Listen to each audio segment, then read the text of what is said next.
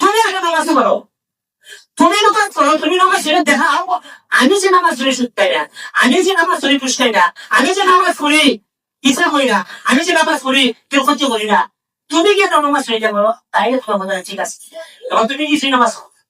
তোমার না বলে এখন আসলে যে ইয়ার নামাজ পড়ে ইমানের দুর্বল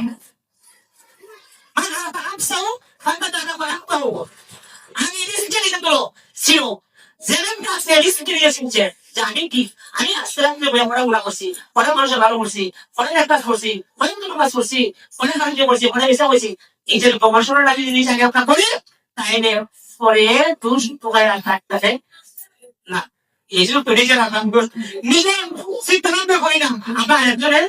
তুষ করে ঠুকাইয়া দিই যার কারণে সমাজের সাথে এই জন্য আলোচনার সময় নাই আমরা আসলে নামাজ পড়তে পারি আর নামাজ সাথে আমাদের সেটা বেড়েছে শনিবার দেখতে পারি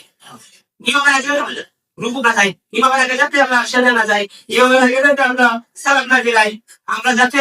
সুন্দর ভাবে এদের কাছাকাছি রাখলে আমরা নামাজ পড়তে পারি। আল্লাহ যেন আমাদের সকলকে সে কঠিন দান আগে